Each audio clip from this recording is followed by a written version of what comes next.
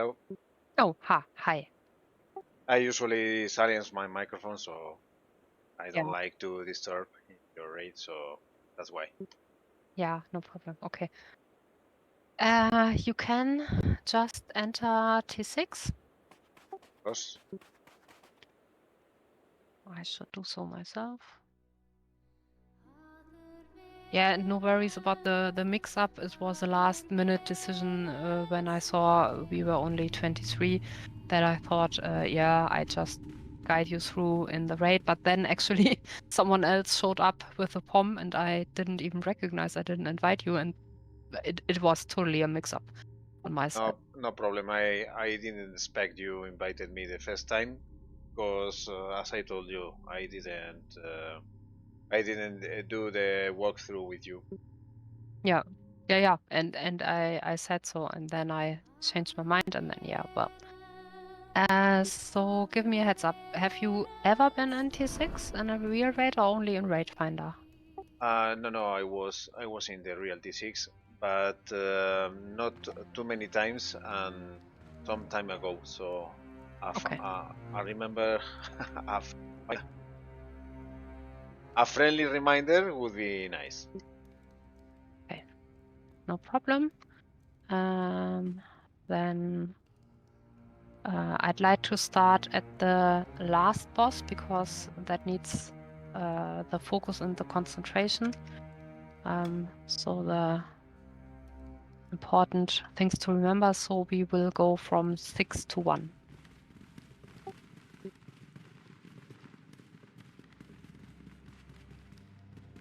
Last time I was here, I was in the right side when the green area on your feet. Mm-hmm. You have to move Mm-hmm. and wait till another tank takes the seats, and then we wait till another AOE of green AOE.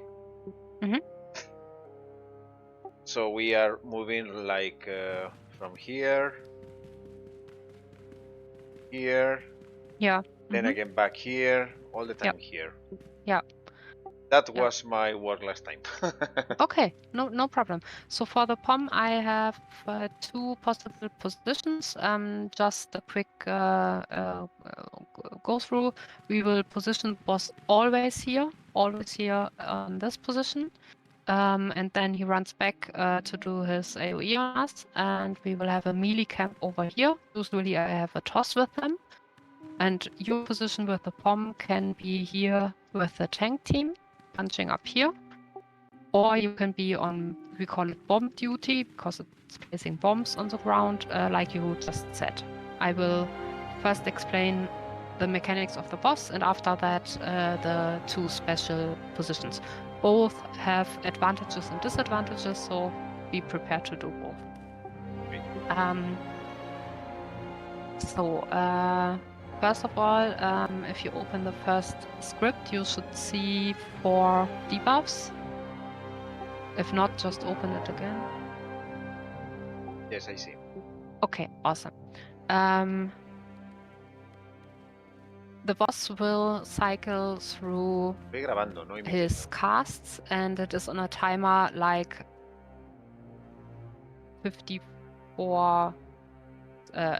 45 seconds or something like that. And when we pull him, he starts with the cast Vicious Seed, and one of us will get the first debuff above his name. It's random, and a green swirl around him, and that means that he has to place the seed. If you have that, your one and only task is to run here. We always bring each seed here until 25%. Under 25%, I will explain when I'm done with this stuff. So If you have the seed, this is a green buff, yeah, right? it's a green. It's in the script. It's the first buff. This purplish Seminsaat. seed bump. Yeah, with the seed semi-gesagt. That's the debuff, but the halo, the swirl around you, the particle effect, that is green and like Okay. bright green. When you have it, run straight away into the plant camp. If there are already plants here, I think you already know that you can just run through them like through necropets. They have no hitbox for players, only for NPCs. So you can just run into the plants and stand there and watch the debuff above your name.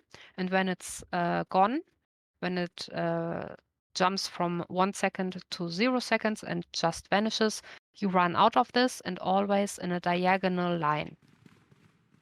Because further into the fight, the damage that you place here with placing the seed, placing the next plant, will come out of this like a cross on the ground. So in this direction there will be damage, and in this direction there will be damage. And when you plant the seed yourself, when you have the seed buff, you do not actually get damage from that. But 4 seconds later, a random player of us gets the kill buff. That's the second debuff in the script, and it's a bright red halo, circle, swirl, particle floating around you. To kill the plant. Yes, to kill the plants, and you can always only kill the plants that were there before, not the one that was just placed here 5 seconds before. What you do when you are in the tank team, you just turn around. You are standing on a very safe position here. And when you see that the one in front of you in the plant camp is planting the seed and gets the green stuff on the ground, that will become a cross deeper into the fight. You see that this effect on the floor, this green seed effect on the floor, will vanish very quickly. So the one with the seed buff runs in, his debuff goes down. In diagonal direction too, right? It doesn't matter. For the seed, for the first buff, it doesn't matter. You just run in here. With the seed buff, you now wait 3, 2, 1, and the seed is planted where you are standing. The AoE effect on the ground will appear. The one who just put the seed over here will not get any damage, but will run out diagonally anyway. And the one with the kill buff enters the plant camp in that very moment when the green stuff on the ground vanishes. It is very short. You see it is on the ground like a splash, and then it comes together like a water running down a drain. So it goes really fast. It's really fast going smaller. You have the kill buff now, and you run into the plant camp, just stand in the middle of them, wait until your debuff is run out, and run out diagonally as well. Okay. And just a heads up, I will try to position my necropets in a better order. Usually it works. Let me just make them run. Okay. If doesn't work.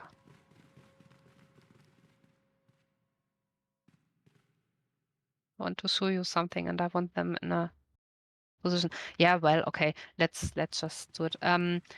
So if you can imagine, you are now one plant standing over here, and I am like 5 plants standing over here. Then it is very important to always bring the kill buff in the middle of the 2 plants that are furthest away from each other. So even if I am 5 plants over here and by accident you are 1 plant planted outside with the kill buff, if you remember this position with the 5 plants, your kill buff position will be here in the middle because the kill buff is a circle around you, and my circle, if I have the kill buff now, will hit you and will hit here the plants behind me. If you like this. Yeah. Yes. Oh, Like okay. like that. Because if you only go to where the most plants are standing, you will ignore the ones standing outside. So you always aim for a position with the kill buff in the plant camp. When you ran in, you can adjust yourself a little bit by moving a little bit to the side or front or back. so that you are standing between the 2 plants furthest away, and it doesn't matter how many plants are here or are here. It's just important you hit all of them with the circle around you. It's like a radius, like we are between us now. It's a pretty far circle. Think of the BS manifestation a little bit smaller. That's the kill buff. Now we are 4 seconds into the fight. And while you are busy here doing the kill, the boss will cast after Vicious Seed, the cast Affliction. And that will be an effect on first 2, but deeper into the fight, 2 player. First 1, but deeper into the fight, 2 players. And that is the 3rd debuff in the script. This snake with the hands and so on. And in the same color, for me, it's something like a whitish, green, turquoise color. You will have a particle effect around you. And if you have that, the debuff and or the particle effect around you in this whitish, greenish, turquoise color, you need to bring as many people as possible between you and the boss. And that is why we have 2 camps. Here the tank camp, and if you are healing them here, you just need to make sure that you are standing really behind them so that 3 or 4 or more players are between you and the boss, and then you will share the damage from Affliction. But if you are the only one, let's say you are just dancing around here behind the boss, why ever, you are not supposed to, but let's pretend, and you have no one between yourself and the boss, you will die.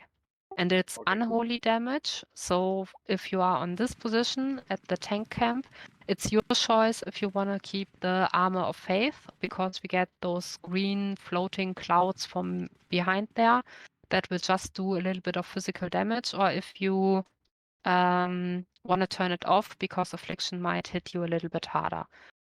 If you can of course always turn off the Armor of Faith when the boss casts Affliction and turn it back on after that. But yeah, there's happening so much in that 8 seconds that I don't really think it's worth it actually. So I usually turn it on.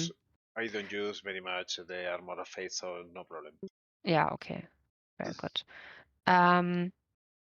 Okay, and I will repeat that because those 8 seconds are the most crucial in this fight. When Affliction is done, you and you are here healing at the boss, you have like 40 seconds where you can just DPS and heal and think about nothing. But when Vicious Seed is cast again, the cycle starts again. One of us, except the 3 highest in aggro, so hopefully the tanks, one of us will get the Vicious Seed buff. Green particle effect first debuff in the script, and if you have it, you run straight away into the plant camp, stand mostly in the middle of it, you wait until the debuff runs out, and you run out diagonally. Okay. 4 seconds later, one of us randomly, and it cannot be the same who just had seed, gets the kill buff. There's no indication like a cast or something else from the boss, it just comes automatically 4 seconds after the Vicious Seed cast. If you have it, it's the only thing here in this whole boss fight that is red. Then you turn around and wait a little bit for the green stuff on the ground to disappear. And when it's gone and the one with the seed runs out, you run in, stand tactically between the plants so that you can reach them all with an imaginary circle around you. You wait until the buff runs out, and then it is pretty important that you jump out of this in the second the debuff runs out of you. Doesn't really matter if diagonally or not, but I prefer to do everything the same here regardless which buff I get.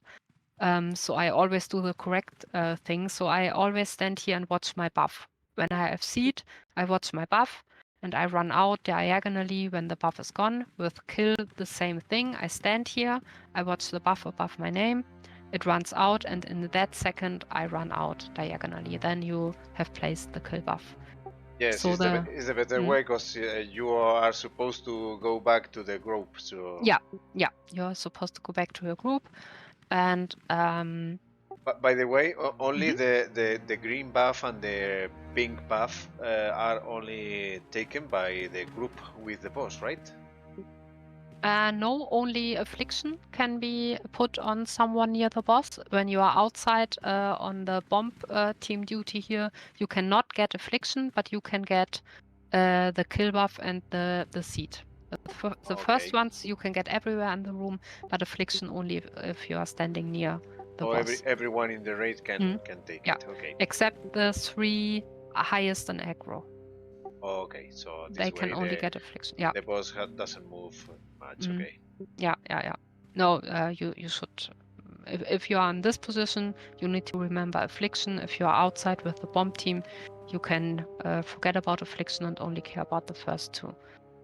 And that, we DPS the boss, and he cycles again and again and again through those casts. So with a seed, 4 seconds later, someone gets a kill buff.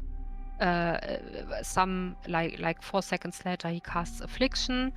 Then 40 seconds, almost nothing important happens except he casts bombs on the 4 furthest away, which is the bomb team. I will explain in a second how we do that. And when he hits 75, 50, and 25%, he will run to his position back again, and he will cast the cast Siphon on every one of us. That is a pretty heavyish AoE. It's ticking, and you will be gathering with the teams over here when you are at the boss, and you will only use your shimmering here for this AoE on everyone. So the shimmering is not for tanks, it's for the group that stands here. And if you are in the bomb team, it's just like you described. We have like this-ish position.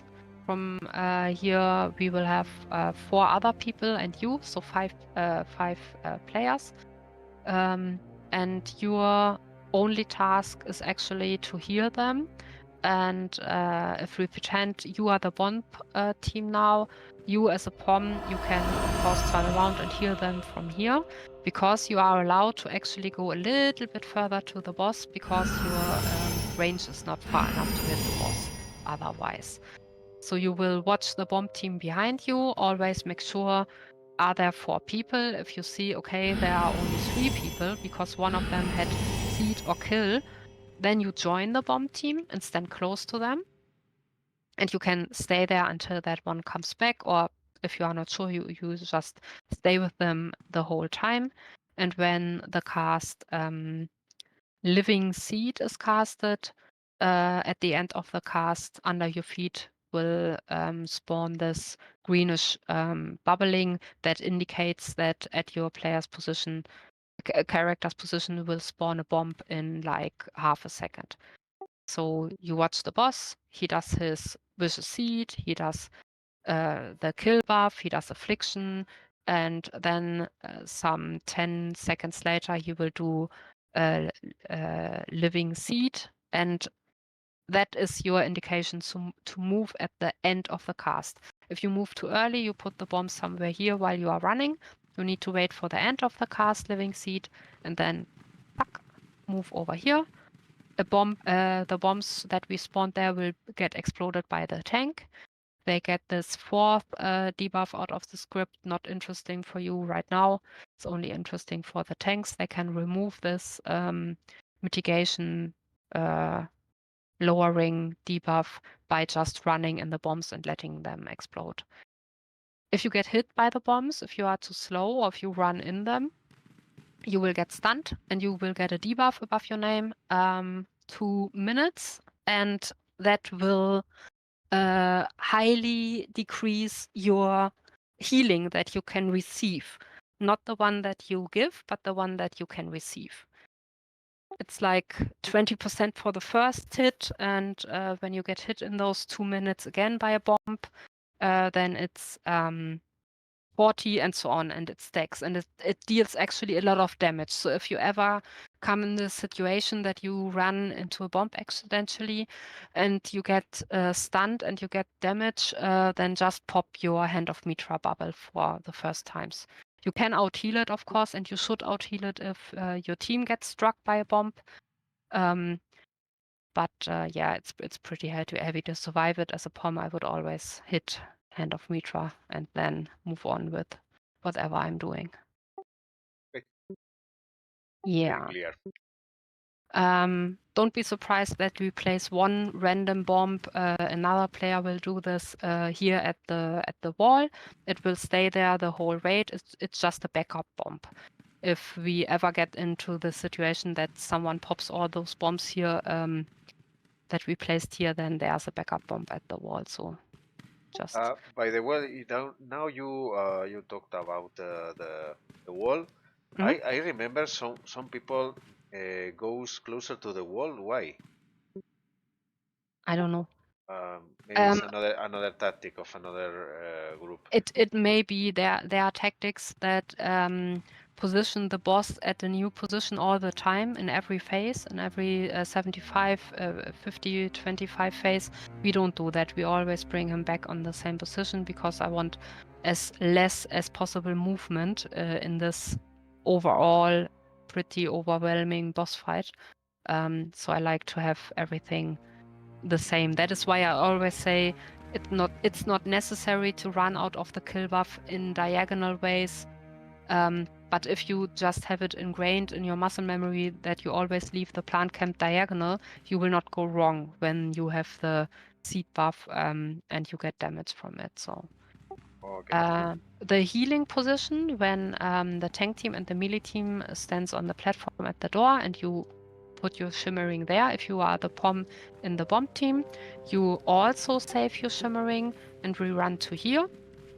And you put a blue heal on everyone in front of you and then the shimmering on your team over here. This is just a fast way to run to, a fast spot to run to, and we do not get those floating green clouds over here. They stop a few meters before us. And then we can enter the fight again. When So the AoE is done. the bomb group doesn't go to the stairs. Yeah, doesn't go to the stairs Okay, outside here. maybe that's why I told you. Maybe they Maybe, yeah. I remember maybe. the wall. Maybe it's this. Okay. Yeah, and the reason is if we are standing here and placing the last bombs here, it's not very predictable if our last position will be here or will be here. Then either our way is way too long to run to the stairs, or we might be in danger to passing the plant camp. And during that time, healing time when the boss does siphon, the plant camp actually has a slight AoE around it. So if you run past it, you might get damage from that as well, and it's a pretty good way to die. So we established this healing position over here. It's pretty safe to run here. Yeah, it's just a safe place, and it's a little bit of using the circumstance that those floating green bubbles don't reach us here because they stop at this line, at this pattern line on the ground actually. So yeah, just a little bit of using that and healing here, and then we can refreshed enter the fight and start here again. Okay. Now we come to that will repeat until 25%.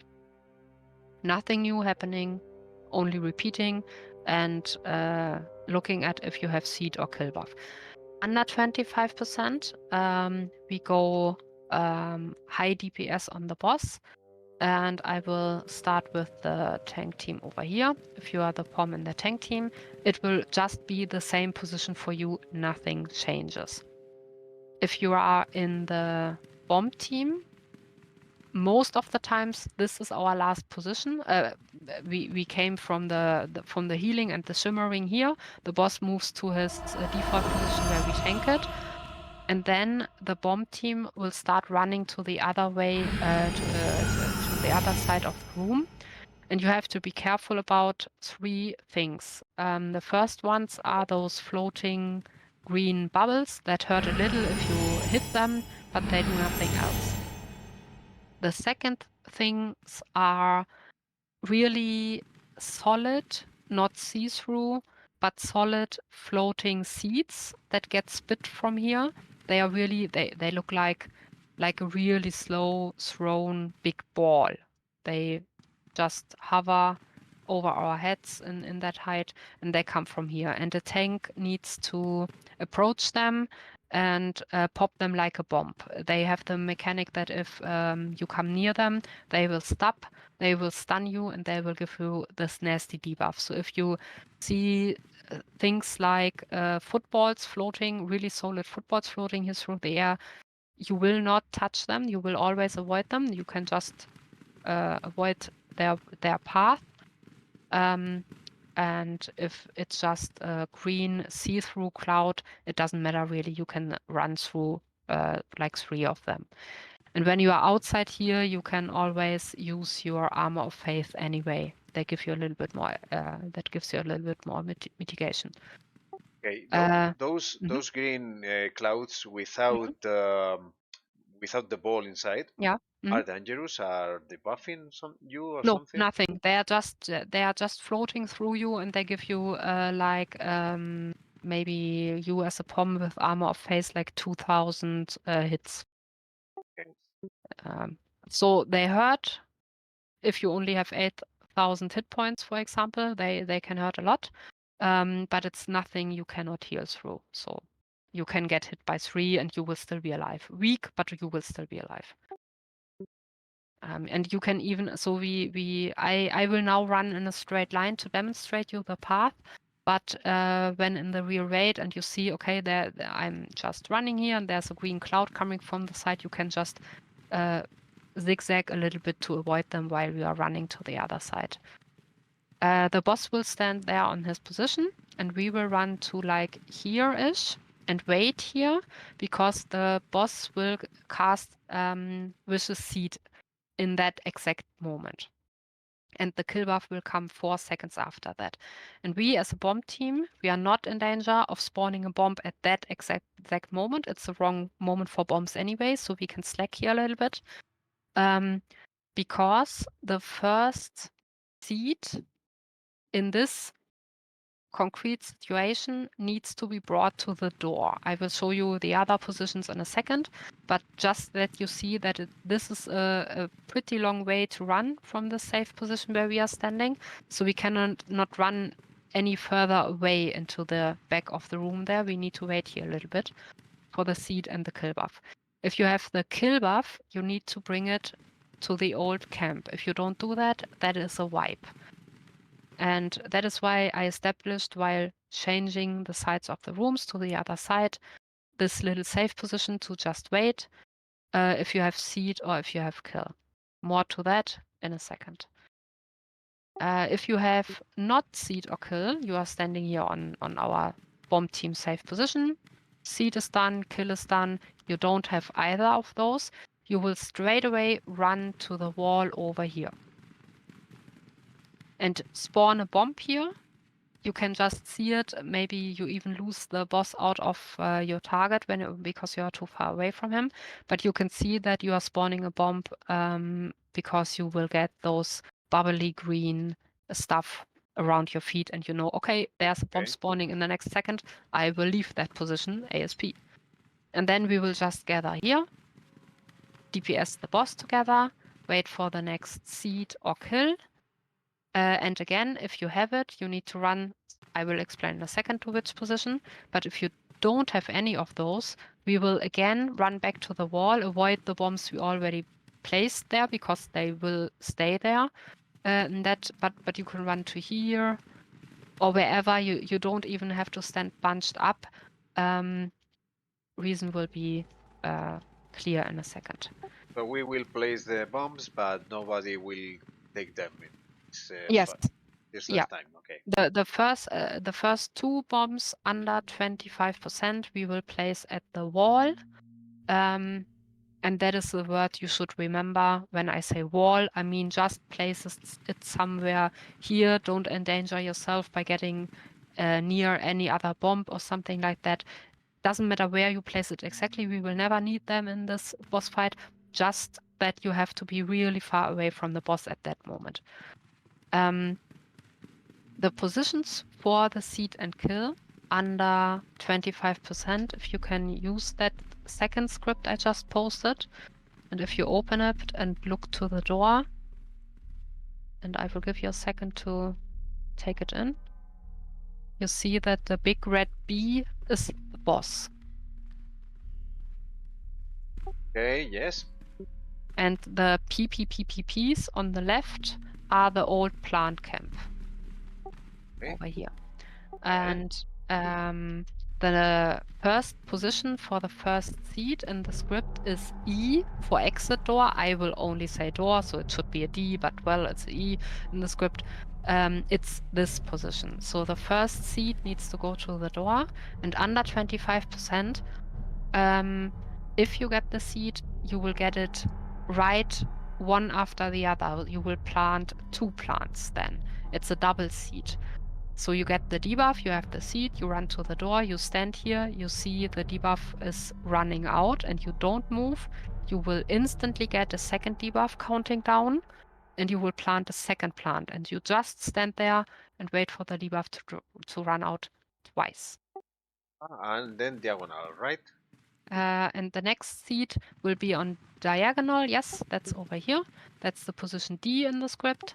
I mean, once you place the Oh, two okay. bombs, Yeah. you have to run in Yeah. diagonal, right? Okay. Yeah. Okay. Then you run out diagonal. As Okay. always. Okay. And yeah. Then let's continue here. So the first seed, I just planted here 2 seeds. And the kill buff that will come 4 seconds after the first seed, that needs to go to the old camp. That is the position. When I say old camp, I always mean those many plants that are planted here. And now it's really crucial that you don't stand where most plants are standing, what I emphasized earlier, but that you are standing like that the circle around you hits all plants. Even if we have 15 plants over here and you out there are 1 plant, you will still stand in the middle of all those plants, so that you can hit every plant. That is really crucial and a really big vibe moment for the raid. The second seed we can get under 25%, that will be put on the position diagonal. That's what got me confused earlier. This is just under the light, a little bit out, and the kill buff that comes with the seed needs to go to the door. So under 25%, we kind of always drag the kill buff behind, not to the same position as the seeds, but first old camp, then door, then diagonal. First seed to the door and diagonal, and the kill buff always 1 position behind. The third position is the C in the script. It just says corner. That's over here. And you kind of notice that we are doing a zigzag motion here to put the seeds. And that is because this cross damage I told you about, if that hits an old plant, it will make it alive again. So let's pretend we put the first plant over here and we kill it with the next kill buff, and we put this next plant over here. The cross AoE will zack here, go to the dead plant and just make it alive again. And that is why we have this zigzag motion. Door, diagonal, because we have no better name for this place, and corner. Okay. And those are the words you need to remember. Wall is a command I will give. Then we will just run to the wall if we are in the bomb team out here. I will say that at the first 2 bombs. So when you hear wall, somewhere there, place a bomb. If you hear door, it's the door position. If you hear old camp, you know where the old camp is. And if you hear me saying the next seed goes to diagonal, you know, even if there are no plants yet, you know this is the diagonal spot. Okay. Yeah, and I will guide everyone through those positions under 25%. So my commands will be Bomb team, follow me, come to the safe position. Next seed will go to the door. Remember, it's a double seed. Old camp, kill buff will go to the old camp. And bomb team to the wall. That is what I will repeat saying in that pattern. So I remind everyone before it happens where the positions are. No, I don't remind them where the positions are. You need to remember where the positions are, but I remind you of the name of the position that is next. Okay. So it's pretty easy, I guess. And for the healing, I already told you, shimmering is either reserved for the stairs or for the corner for the bomb team. And if you are healing here at the boss, wait for the cast Living Lotus that puts the bombs on the bomb team over here. And after Living Lotus, the next 5 hits will be pretty hard from the boss. So if you have any healing left, or if you even can time your big heal and your Celestial Gaze to have them off cooldown on the tanks right after the cast Living Lotus, that is the one where they will need healing the most. And only one tank will need heals. What you will be healing here is your group in front of you. From Affliction, everyone will get a little bit of damage, and from those floating see-through clouds flying through you, you will get a little bit of damage. So your greens and blues should always be up, of course, but the boss will always be only tanked by one tank in one rotation of from Vicious Seed to the next, kind of. So you will only heal the main tank after Living Lotus to because he gets 5 really big hits. You can, and that is also a good idea to put then the Blessing of Mitra on the tank, for example, or to use this what's this Avatar of Mitra. yeah, and this yellowish. It's not really protection. It's Litany. litany. Protection. Yeah, in German it's Läuterung. Yeah, litany. Yeah, you can even pop that when you see Living Lotus is cast and the tanks get a lot of damage and the aggro holding tank is in your group. Yeah, that's one. Then you can use that. So try to have everything ready when Living Lotus is cast. Kind of. Yeah. That's it for this boss fight. So the first 75% are always the same. We wait for Vicious Seed, bring the seed in the old camp. We wait for the next one to get kill. He gets the kill into the camp. We, at the boss, be aware of Affliction. If you have Affliction, bring as many people as possible behind you and between you and the boss. If there are 2 people at the same site, because 2 people can get it, and let's say I get it now and you get it too, I am nearer. Is nearer a word? Do you know what I mean? So my way is shorter to the melee team camp, so I will run behind the melee team camp. Oh. If I'm standing on your right side and you to my left and you get it, your way is shorter and you will ride behind the melee team. Yeah. So we call that splitting up Affliction, so that every camp gets 1 player standing behind them with Affliction. Okay. Only exception is if a tank gets it, he usually just ignores it because it's not that much DPS for a tank, even if he has no one in line of sight between him and the boss. And that's it. So really, really, really important 8 seconds where all the fun stuff happens. And after that, the only thing you have to watch for is Living Lotus at the boss to heal the tanks and at the bomb team to move. That's it. Okay. That is for you to remember the important stuff. And now a little bit of unimportant stuff, so you know what's going on behind you. Every plant will spawn a scorpion if it's alive. And we always place the new plant into this old camp. And as I earlier explained, being hit by a living plant will bring other plants to life back again. So every placing of the seed wakes the whole camp up, and then the next kill buff kills the whole camp again. But one plant will always be alive, and that's the one that we just planted, because when I plant my plant here, and you come in with a kill buff 4 seconds later, my plant will not be fully grown and cannot be killed by the kill buff. So this fresh plant will always spawn a scorpion. Just this ad from Raidfinder, you know them, they are totally annoying. Yeah. And that scorpion is be dealt with by a group of BS, TOS, and DTs and one random DPS in my raids. They will bring it over here. So in this zone between the bomb team and the boss is a scorpion team zone.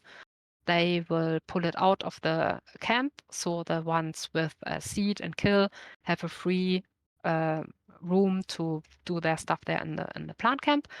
And this group will bring the scorpion down to like 20%.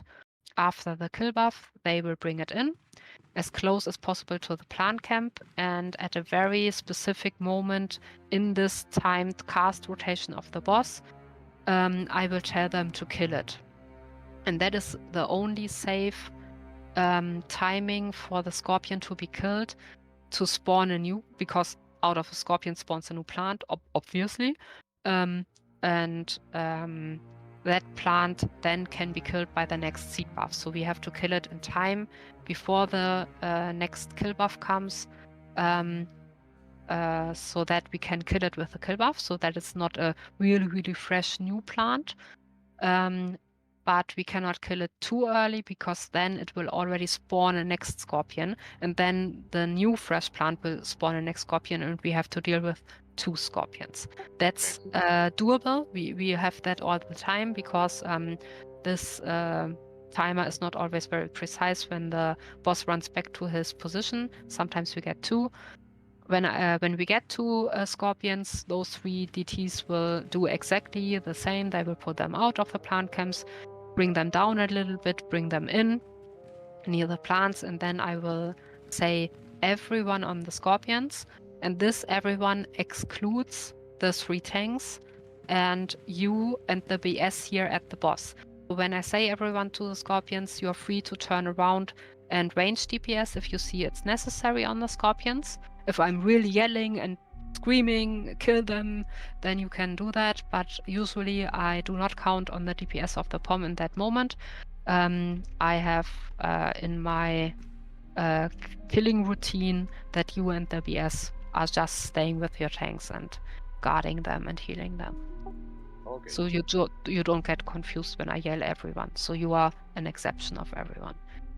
By the way, when you have the green buff and you come here to place the plant, yeah,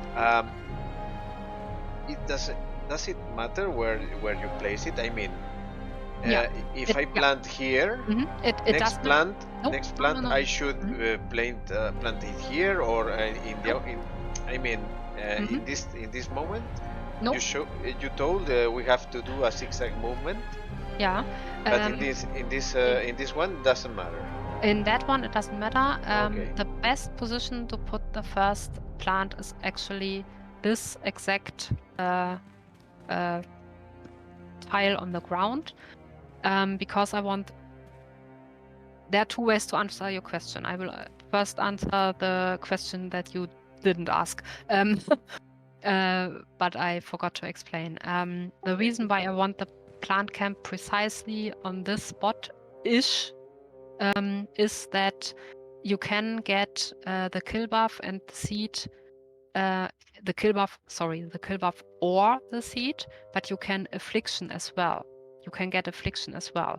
So if you have the kill buff, and you run into this camp and stand here and wait for the kill buff to run out, you are covered by the tank team that is standing in the line of sight between you and the boss. Otherwise, the timing of the casts is like that you will just be hit by affliction and be dead if no one is standing between you and the boss, and you cannot place the kill buff at the correct position. So having the big plant camp in this position has the benefit that the tank team always shields the seed and kill bringers who at the same time got randomly affliction from the damage from affliction. And the second and real answer to your question. Until 25%, everyone only gets one seed. So we can bring the plant into this dead plant camp. In the last round, we killed all plants. Now I do plant a fresh plant, and all the plants will be alive. I wake them all up by putting my seed here. That is totally fine. That is our tactic. We can deal with that. We always put kill and seeds in here, and it's a little bit risky, but it's worth doing it because it allows higher DPS and less confusion on the raid. But when we are under 25%, we get 2 seeds in a row, right behind each other. That is So the this short this version plant, of my long words. Yeah. one of these plant Mhm. will still alive. So Yeah. that's why we have to put the The next next one here, here, and the cross yeah. effect. Okay. Yeah, so we actually play a little bit risky here. When the first seed comes, I plant 2 seeds here, and the kill buff 4 seconds later goes into the old camp and kills all those plants. And we do not put a new seed in here, so they all stay dead. But I now have 2 alive plants over here. So they will spawn 2 scorpions, but the DTs will no longer tank them and bring them down. They will now start kiting them, and we will just burn the boss as quickly as possible. The DTs kites those, the first DT kites those 2 scorpions, and the boss goes on a while, and then the next vicious seed comes. I plant 2 plants over here, but now I have a kill buff. I cannot kill those new, fresh, young plants over here, but I use that kill buff to kill those 2. But now I have a problem. I have 2 living plants standing over here, and they will spawn 2 scorpions. Now the second DT comes in and kites them away. And that we can do that 3 times because we have 3 DTs who will kite 6 scorpions at the end, hopefully. Plus the one coming out of the old camp, 1 will come out of them. So we will have, if all goes by plan, 7 scorpions be kited while we are just burning the boss. Yeah, sorry, it was a really long explanation for very No problem. obvious. I understood. Yeah. I understood. Okay. Yeah, so that's very deep into the mechanic actually of this boss fight. I think now you heard, except of the tank stuff, pretty much everything. And I will post the script in the raid, so you can open it and see the buffs, how they look. And I will always call out. I will call out seed, so you know that is the second to look if you have it. I will call kill or kill buff, then you know, okay, do I have it? I will not call affliction because it interferes with a lot of other important stuff that is going on then at the bomb team and the tanks and so on and the scorpions. And under 25%, I will call the next positions and where to bring the feed and kill buff. So it's a real dance, this one. Okay, one question. Is it possible to take the affliction and the pink or green buff at the same time? Yes. Oh my. Yeah, you can get the but you are pretty safe as a POM here because you are as a range-ish healer standing behind your tank team anyway. So if you get affliction, the only thing you have to check is, do I have kill or siege as well? And does someone else standing next to me have the same particle effect around me and has affliction too? So am I the one who should maybe run behind the melee team and split up the afflictions so that every camp has one standing behind them? But if you have affliction and kill or seed, you are just covered by the tank camp as well, because you will just run to here and your line of sight is covered by the tank team. So it's enough time to place the kill and go back You to the team. don't really wait. You don't wait. If kill buff and seed is always more important than affliction. You just ignore affliction. You just run here with your seed. The tank team is between you and the kill buff, and the range, how far you stand away. I can even go here. If someone is standing between me and the boss. So it's like the plants in the imp garden. Okay. Yeah. Yes. Okay. Yes, and it doesn't matter. And Okay, I thought I had to yeah, stay closer, no, like in the affliction in Emperor. no. You Okay. just yeah. That's called affliction as well. Yeah, mortal affliction. Yeah. No, it has no range actually. You can even go a little bit further, and you as a pom, you can always leave Just a in the line of little bit sight. room. Okay. Yeah, it's just line of sight.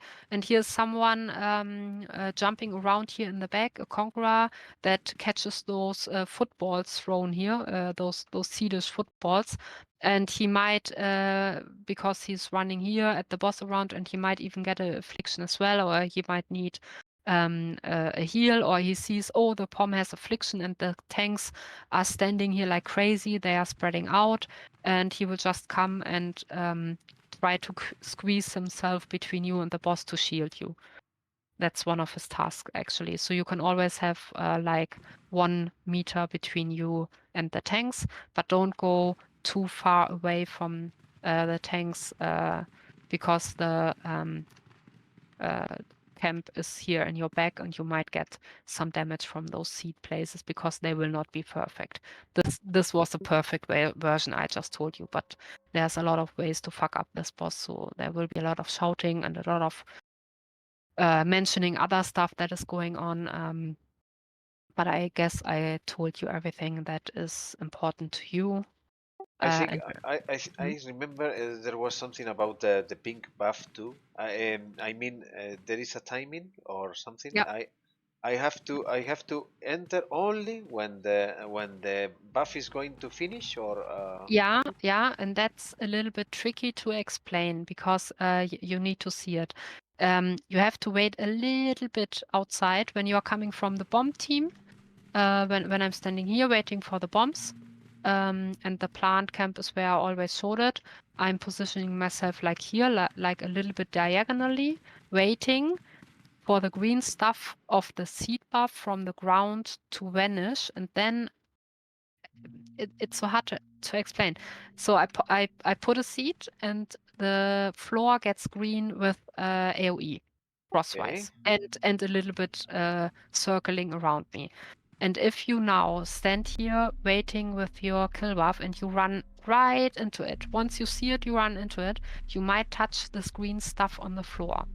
You don't want that. You want to follow it while it vanishes, and it vanishes really fast. It just shrinks into his center again. It pops okay, out, and then it shrinks, and you follow it shrinking with your kill buff until you reach your desired position to kill all plants. Then it is gone. It's really fast, but you cannot, if you have the kill, just start I sprinting have to wait into the camp. the green Yeah, yeah. floor Yeah, vanishes. Okay, because a lot of people get really nervous and they see those pinkish, purple, red kill buff, and they get so nervous they start sprinting and they kill themselves by running into this greenish stuff. You have to hesitate a little bit for like 1 second. It's not much time, just 1 second, okay. and then don't touch the green stuff. Green stuff gets stinky feet, as we say in German. Okay. Yeah. So, but Cool. it's a timing thing. You will just see it when you had the chance to. I guess I will put you on the bomb team for the first time, so you don't have to worry about affliction, and you have a very good view from here. You can DPS the boss a little bit if you feel comfortable, but you can as good as stay with your bomb team all the time and just throw a little bit of heals on them, a blue and a green here and there, and just really see what is going on in the camp. That is always a good Okay. position for a pom. You will just alternate between those two spots when I say bombs. I don't say move, I say just bombs, and that means just move. Cool. And that's this boss. But it's a lot of learning by seeing, actually. It's hard to explain when you haven't I know. done it. Yeah. I was here, so I try to Mm. remember, and Yeah. I remembered about the wall and all. Mm-hmm. Okay. It's Yeah. cool. It's okay. Cool. Then we have if there are no more questions, No. the fifth boss. the Cetriss.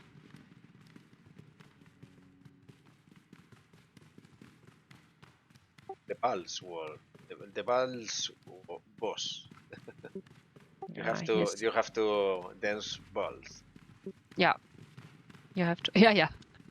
I call it loot pinata because he's so. This boss is totally overstuffed with mechanics. I could explain, I guess, for an hour here, but I will first take the lazy route and just tell you what you specifically will do. What will happen here? The boss is standing over here, and we will hopefully pull him to here and tank him here. And you will be approaching the boss from this side. I want everyone to stand pretty close to me when we start the boss fight, because the one furthest away from the little pharaoh that is spawned here will get stunned, and everyone in line of sight of that stunned person will get stunned as well. So I place purposefully someone over here, and he will just get the stun from this pharaoh edge that is spawned with the boss, and everyone in line of sight, so no one is standing here. We are all standing on this side of the boss. And your target will be the boss. You will hear the tank. He will not get a lot of damage, so just save your heals for when it gets really hard. There's a buff ticking on the boss, and when he loses that buff, he will go enrage, and then your heals are needed. To prevent that enrage, we can use those daggers here at this left and right positions, and we do that. And when a person clicks it, it will start creating those puddles or ponds or however you call it. Yeah, circles. Under them in black and in so this one black, in black and pink, okay. And pink, and this one in pink. I have some dedicated players to click and to kite and to place those puddles on the ground purposefully. Here's the first one, and here will be the 3 other ones.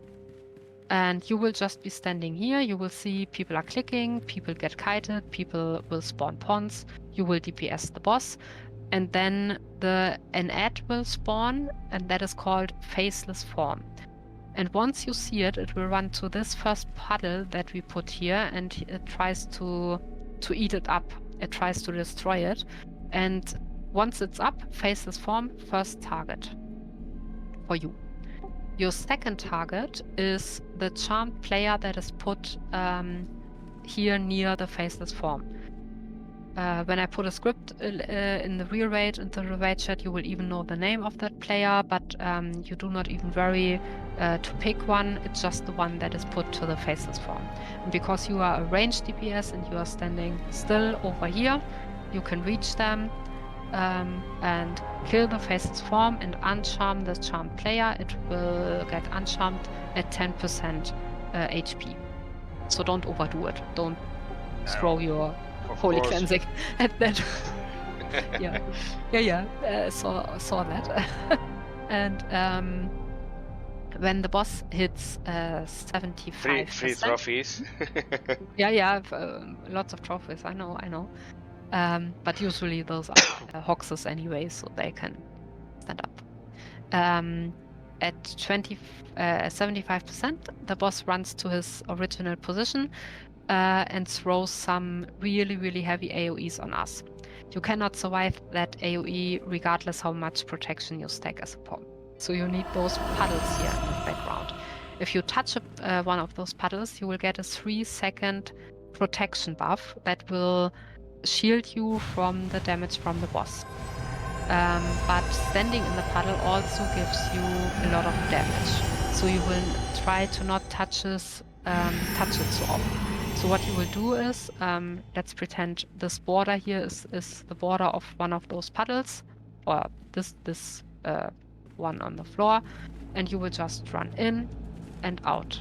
Wait a little bit, in and out. Wait like half a second, in and out. And if you have never or only sometimes done this, I would advise you to not look for the protection buff and to not look at what the boss is throwing at you. It will light. It's like 4 times lightning on you. So you will see some particles, but you just ignore that. You run in, you run out. Wait, in Okay. and run out. As far as I remember, I was inside this and Yes, using shimmering. shimmering. Yeah, and that is your special task. You will do that as well here. So once the boss is down, you will pick. I ask my poms to before the fight to pick either door side. That's obviously exit door, and we call this position over here fake door side because this is not a real door; it's a fake door. And we will have one puddle here and there. When the boss is done and runs to his original position, you will turn around, sprint into this puddle, put the shimmering on yourself. The pom on the real door will do it as well, and so we have almost the whole room covered in shimmering, more or less. But when your shimmering is done, you need to start running in and out as well. Because if you keep standing in the puddle, the shimmering will be off, and the damage will go on. The damage is longer than the shimmering. So you need to start running in and out again. And sometimes we kill the boss so fast or bring him to the next phase so fast that your shimmering is not ready anyway. So then you need to just start running in and out. Okay. And it looks so easy, but Yeah. it's really something where most Yeah. people die. And this is a boss where you will never have your armor of faith on because he has a lot of unholy AoE happening. Okay. And then we will just repeat that, always approaching the boss from this side, always killing the faceless form that is eating on this puddle over here. Sometimes we have more faceless forms, but they will not run to this one. They will run to somewhere here in the back. We ignore them. We only kill the first one and the charmed player next to it. And if we have pharaohs, every time we pull the boss, he calls this little ad pharaohs, either here at the first 2 times and at the last 2 times. One is here and one is over here. And the same logic as why you as a range are standing here hitting faceless and charmed player. You as a range from here can awesomely hit the pharaoh here as well. So a rule of thumb is if it's in this area and it's red, hit it. But never hit those statues holding those daggers. They are called faceless gods. And if you have faceless god in your target, never hit it because hitting those statues gives you aggro from the charmed players, and we want the dedicated tanks to have aggro of them. Okay. Yeah, that's pretty much it. And in the in-between phases after the puddles, we have a lot of, it's like in Raidfinder as well, this lines on the ground and some waves going through the room and some explosions happening. Again, rule of thumb, stay with everyone else. We will meet up here in the back. And then the next safe position is always a position where a second ago there was no explosion. And I know from experience that I can go either to this side, one field after another, or to this side, one field after another. And they are always the same. There's no random effect here. So after a while, when you have been here for some time, you will know which one is the next safe spot, but you can just stay with the group. They will split up. They will go on this side and on that side, and you just stay with them and then enter the boss. And because you will approach the boss from this area here, it makes sense to first go to the left here. But just choose someone and stay with them. They know what to do here. It's too much to explain. So this is a lot of going on here. A lot of with the clicking and the buff on the boss. I might explain it to you if you are interested in it when you ran here for some time and you see what's happening. But you will hear us a lot of talking about get ready to click and kite and so on. But it's something you will As I never ever remember, do as a there pro. were DTs usually or something like that, and Yeah. usually you know which player is going to get charmed. Yeah. So everything is like Yeah. controlled. Yes, it's totally controlled, but someone needs to look at the boss and the timer that's running out on him, and we only refresh that timer 2 times. So if we don't have enough DPS, usually 2 to 1%, we fail it purposefully. So the pomps have their shimmering ready. We will do a lot of DPS stop at this boss. The timer runs out, he gets enraged, and he really starts sitting, and then I call for Dreads at that moment, because Dread is a perfect tool here of the DT. So yeah, and that's the moment where we want to use the most healings. Oh, and I totally forgot, Holy Cleansing at Esram Phal, at the 6th boss, is very welcome under 25%. And at this boss as well, under 25%, especially when you hear that the timer has run out. That will happen around 18 to 16 percentages in this rate most of the times. And when you hear me calling for dreads under 25%, that is a perfect timing for your holy cleansing. You will always have a necro, no worries. Nice. Yeah. And I guess this boss fight is not long enough to use it before, and yeah, it's long enough, but it's absolutely not necessary. It would be above 75%, but at that phase of the fight, we always have a damage stop. Even with lower DPS rates, you want a damage stop. So it's totally wasted there. I would wait under 25%, Okay. then Better to hit it. reserve it for the last time. Yeah, For the absolutely. last phase. Yeah. Yeah, and that's a DPS race, because we let purposefully run the timer out, and the tank have to tank the last percentages from like 18% on. So to be as fast as possible at those 18%, it's really crucial, and it's really fun, because you can really go all out. Even if you drag aggro, it doesn't matter. Just pop your bubble, your Hand of Meteor, right away after you used Holy Cleansing here, because the tanks are all in protection, really, really heavy protection, and they might not have that much aggro. Yeah. And it doesn't matter if you draw aggro in this rate. If you draw aggro, you're doing something right. I love DPS, I push DPS. So if you do not die stupidly on some ads because you, whatever, jumped in head first and holy cleansed at the 100% of the boss, you cannot do anything wrong. Just try your best to DPS the shit out of everything. Perfect. My tanks have to take that, and they have taunts and goats and so on. Lady Zalandra, yeah. There we will run now. I maybe will try to be a little bit faster. Wow. Yeah, I will try to be a little bit faster.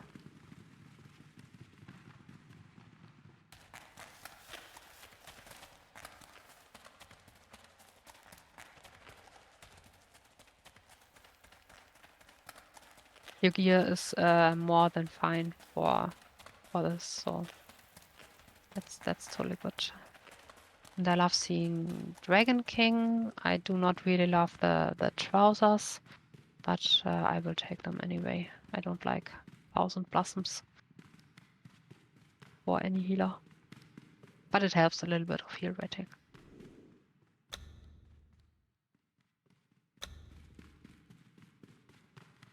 So I guess you're familiar with DPSing Hang and Nisa to 75% and force Salandra to port into the middle.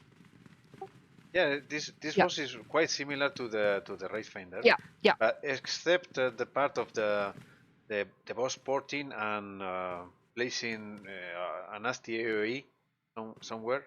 Yeah. You have to hide behind the walls. You can do that. We don't do that. We put Hang roughly here, and I will start explaining at Hang, and it's the same thing. I will just go and tell you how we move Nisa. So we will put Hang roughly here.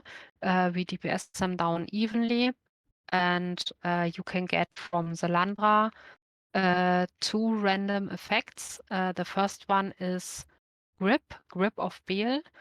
Zalandra is running around, and she targets totally random player, can be anyone, and you will get rooted and you cannot free yourself. There's no skill that can save you. But Zelandra will reach out with her arm and start DPSing you like she's a demo, or a toss with fire damage. One hit after the other, like 5 hits, and the first hit will unroot you, so you can move again.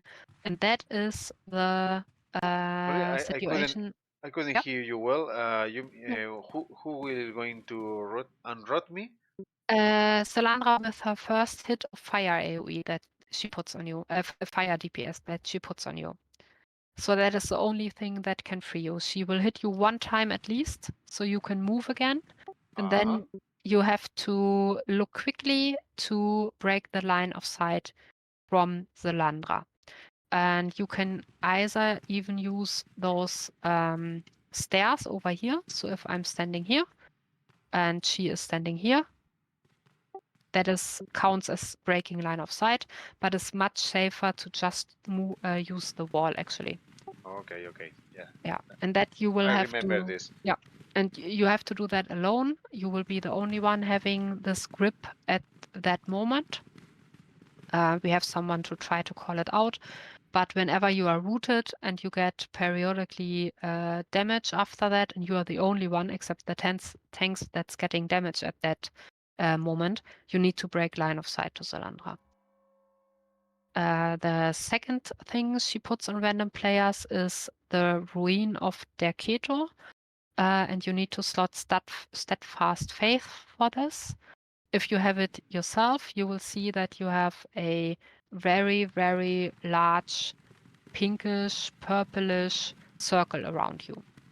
And if you have it, just pop your SF and it will be gone. And if you see me having it, you pop your SF on me and it will be gone. And I advise my player not to run to the tanks because oftentimes those situations happen. You are putting your SF to the front and I'm standing behind you because I tried to run to you. I expect my POM and my TOS and my BS on each side to react and run to the players who have it and put it on them. Yeah, that's correct. So those are the two things that are happening while you are DPSing Hang here. You can get grip randomly. You can get the ruin or see someone here at Hang with a ruin and have to use SF on him. And then she will port to one of 6 pre-designated port positions and send AoE waves through the room. Sometimes we will not get hit by them if she ports behind the wall, for example. And there are 2 tactics usually that T6 raids use. Either you quickly look around where the damage is coming from. If it's coming from the front, you run behind the wall. And if it's coming from the back, you run here behind the wall. But we ditch that tactic and we heal through those. So what we do is, for the first AoE, we will use the POM big heal, preferably as the first heal when the people are going a little down. And then the TOS already put his idol, his is it called idol? His healing Idol, yeah. totem, totem idol, whatever. Idol setting.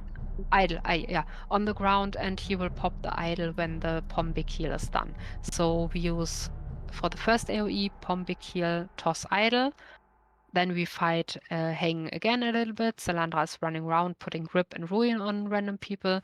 And when she ports to do the big AoE again, we use for the second AoE the the toss big heal and the shimmering. Yeah. And that's By it. the way, And then Heng has an AoE, right?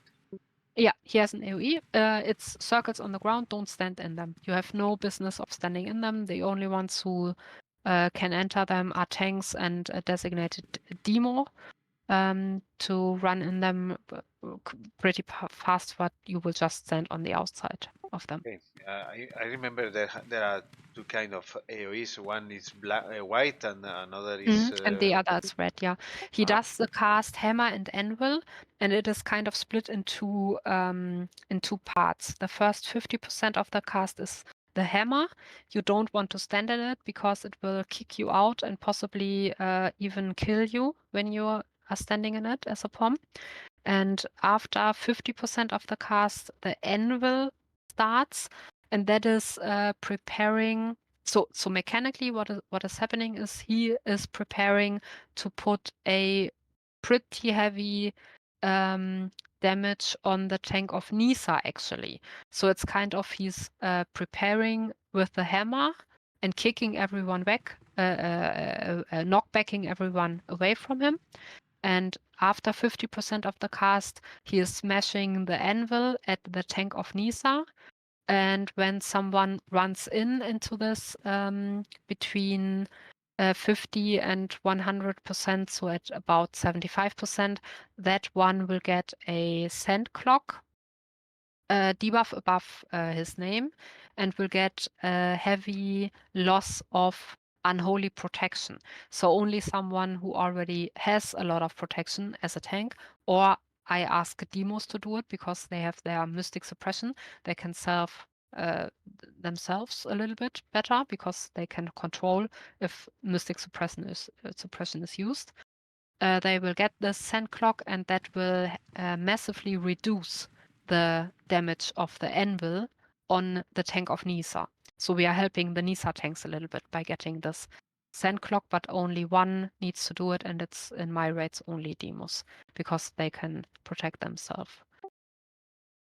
So for you it is at the first part of the cast, at the hammer part until 50%, it's deadly for you. Run out of it as soon as possible. I think it's the red ones, if I remember correctly, the red circles.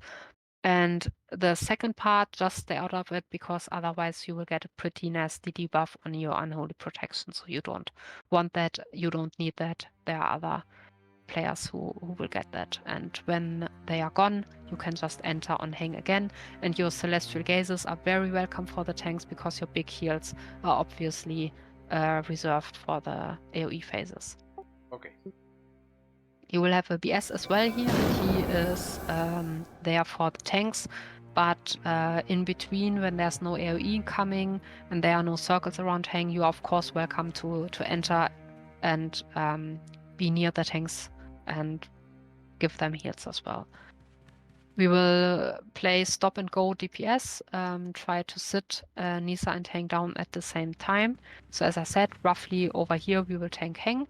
And if you are in Nisa's position, which is actually a little bit easier, we will put her here at the first time. Then she casts on the aggro holding tank of hang the cast shuriken blades that will spawn those blades that will start running. And the aggro holding tank of hang has 4 seconds time to switch aggro with another tank and bring them and run to a position like over here. And when the debuff on him runs out, he places the end point of the blades and they will start running between Nisa and that position he puts on the ground. And when Nisa casts Shuriken blades, we move her a little bit diagonal over here because those blades will stay and they run. If I'm Nisa and if I'm start throwing those blades and they come back to me, they will not stop where I'm standing. They will run a little bit through you as well if you're standing behind me. That is why we move Nisa. So first Shuriken over here. When she's done, we put her over here. When she's done with the next, we put her over here. Sometimes maybe with a low DPS we get a fourth one, we will put her over here. And for you, it's just following your tanks, not standing behind Nisa. Always when I'm Nisa like you are standing now, never when I'm Nisa like you are standing now. And because the shurikens can run to you. And to listen to me when I say first AoE incoming, it's pom big heal, toss idle here as well. The toss places the idle a little bit further away. So Nisa can be moved there, and you put your shimmering on your group, and then easy peasy, your way to run to the Landra is a little bit shorter because we moved Nisa always a little bit closer to the Landra, so you can run here. And now comes the fun part. we need your most possible DPS, your highest DPS ever in 30 seconds. Of course, you keep your Holy Cleansing, you put your Blessing of Mitra on a high DPS class, preferable a Necro or a Barbarian is a good choice for that. Even if you know the DT, if we have someone like Begamen or someone with us, those people are always a good target for your Blessing of Mitra, and then you start DPSing the shit out of the Landra. It is 30 seconds, and that's important for you because you know that you can start your Holy Cleansing a little bit into this phase, not right at the beginning. You maybe want to catch your Spell Weave buff, and you maybe want to have the Holy Storm effect or whatever it's for Condemnation running. So you have a little bit of time, but you only have 30 seconds max. So you have to time it a little bit. To have the Landra debuffed, to have the first Spell Weave buff, and then you start your Holy Cleansing, and the Necros are, they have to put their pets here on the boss, so yeah. And I you should really... maxed this effect in the build, so I think I can do it very fast. Yeah. And don't worry, if I have 3 Necros with your gear at the moment, you will only get 1. Because I always give 2 Necros to the higher equipped POM. It's just Holy Cleansing is dependent on gear.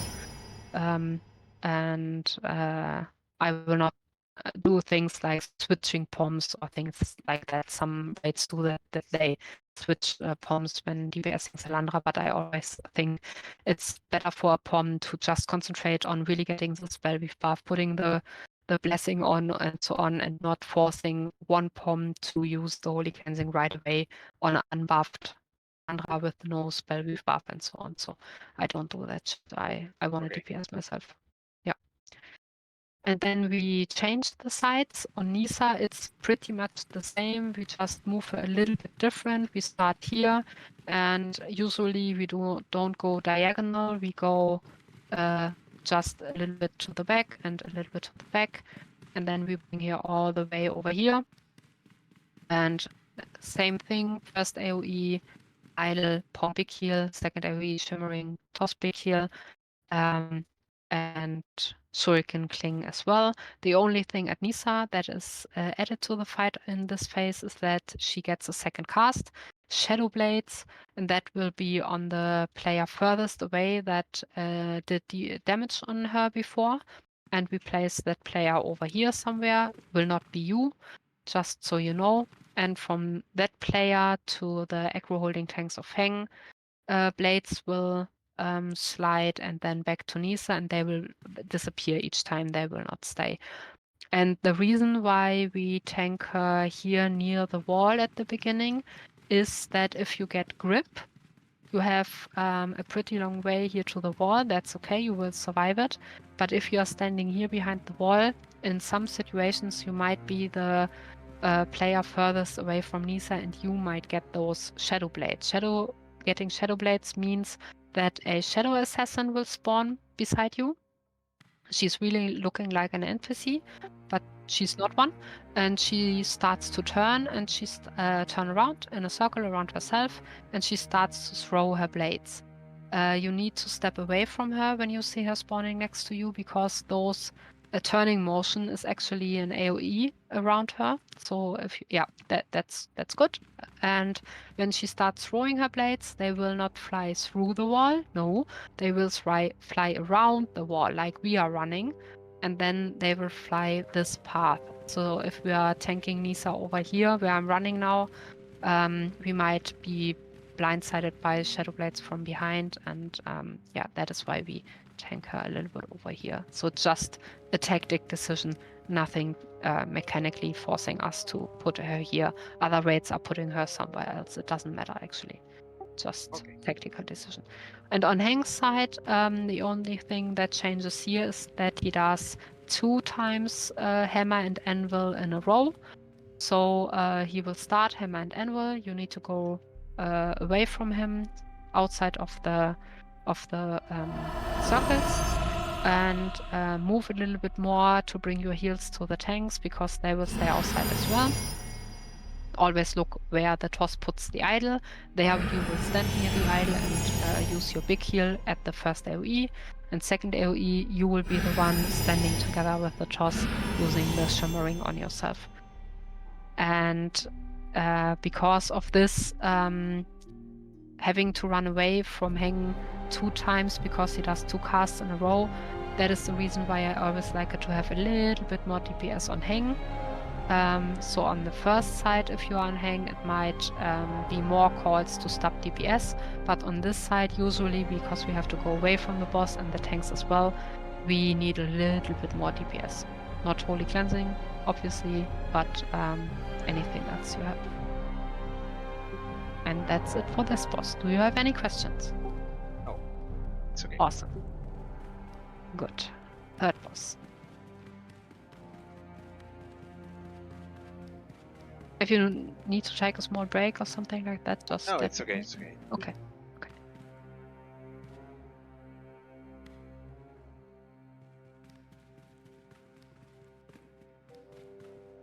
But while we are running, do you have the T6 quest by any chance, or do you know how to get it? I think I have it. Okay.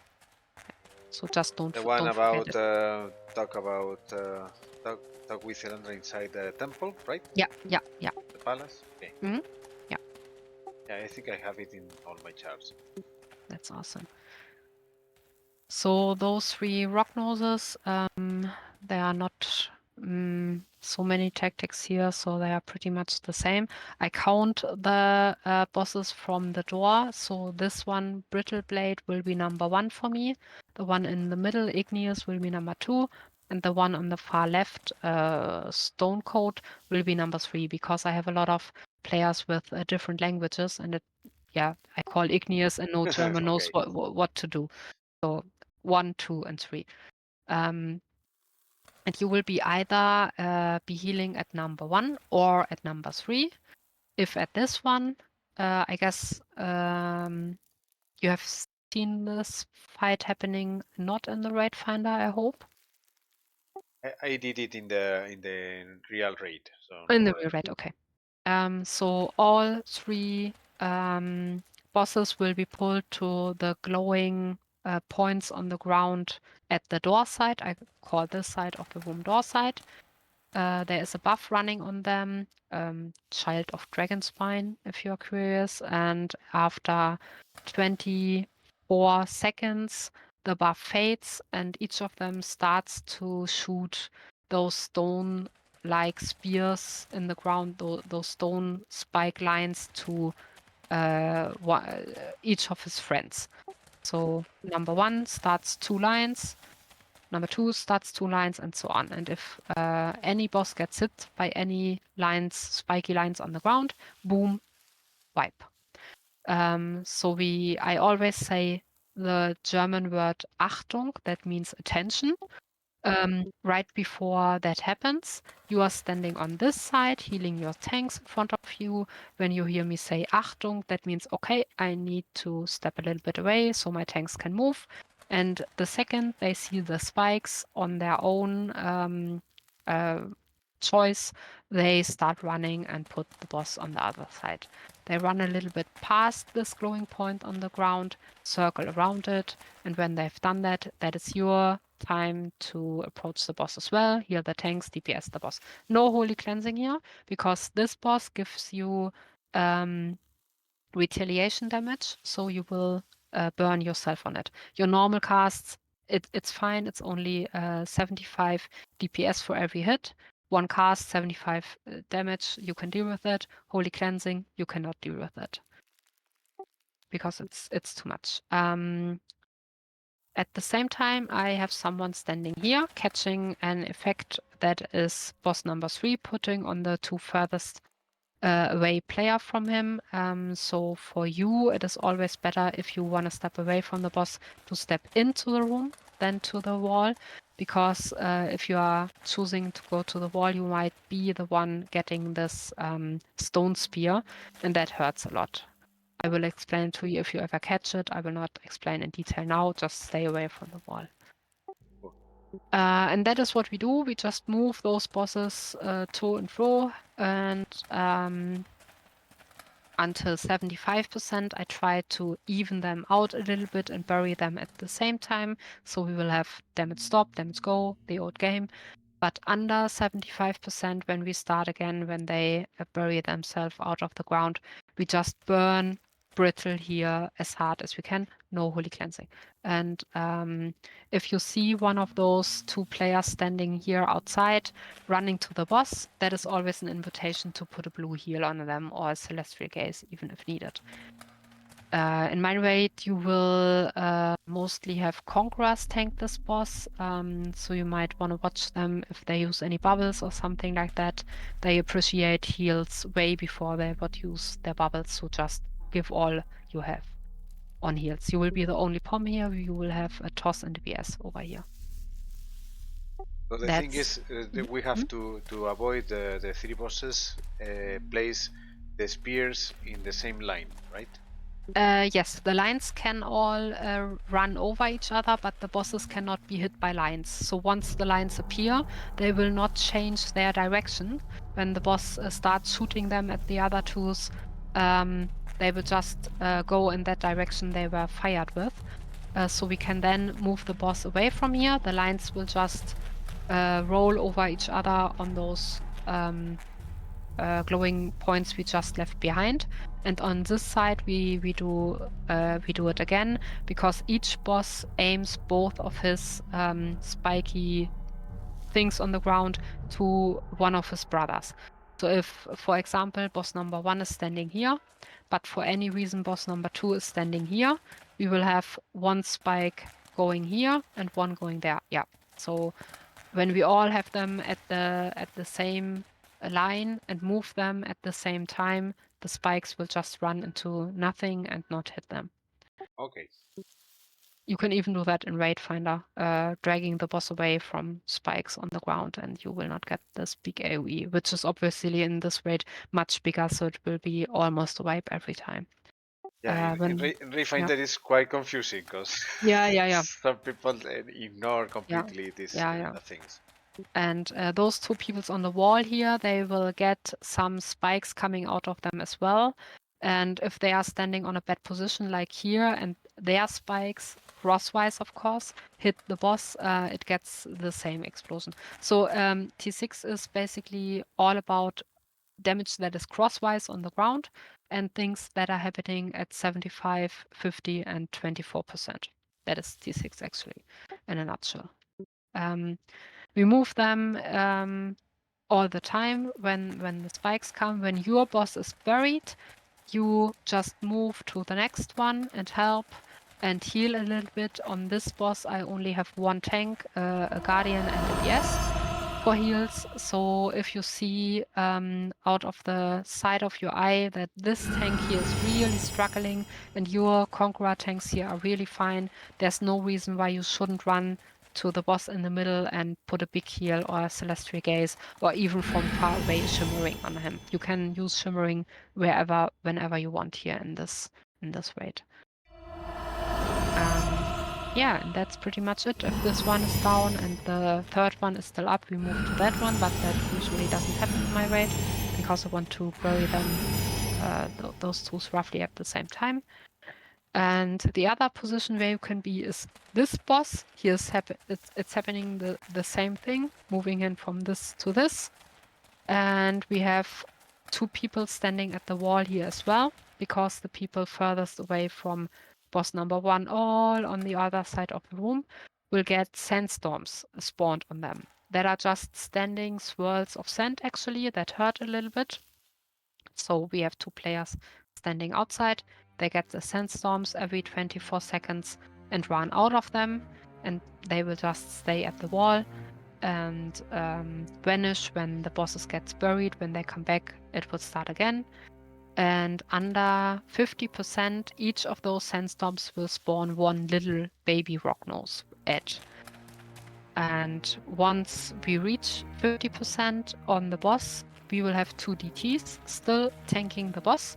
the POM over here, you in that case are responsible to heal those 2 DTs, like Lucy and Celestial Gazes. And if you have time in between, they are totally fine. You can help DPSing the ads. We always try to put the ads pretty much near the boss.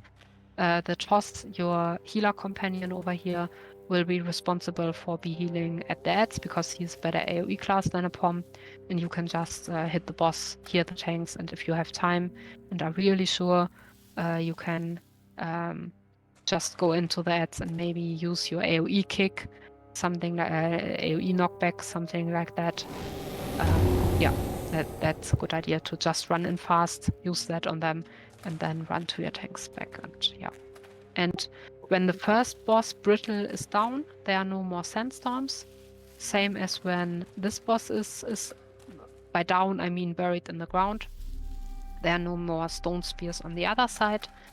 And the last thing worth mentioning is that the middle boss will give us a unavoidable dot. It's a fire dot every 24 seconds. It starts with like 5 seconds. At the end, it's more than 10 seconds. Gets pretty heavy. So if you feel during this fight, oh, I'm getting a lot of damage from this dot, just stack a little bit of protection if you have Amra's Pride or fire protection, or if you have a protection necklace or something like that, or you can do that. I don't ask my raiders to stack protection at this raid because I love DPS and usually the healing is totally fine, but with the new tune in T4 you might be struggling a little bit with the fire protection maybe, so yeah, you can put that on, but should be fine anyway. So thank you. That's it for this one. And just so you heard it, they all have different mitigation and protection. And that is why I assign classes at those 3 bosses to specific bosses. So the first one, the Brittleback, takes a lot of melee DPS, but magical damage on him is not that high because he has a lot of protection. The middle one is, if I remember correctly, pretty split, I guess. And the third one has very low protection and very high mitigation, so he takes a lot of magical damage, and that is why I put DTs on the third boss and Conquerors on the first, and the Guardian in the middle. Just so you heard it sometimes. You don't have to remember. But you can even see it when you click on them. It's the first buff. You can just look at it and you see how different their mitigation and protection is.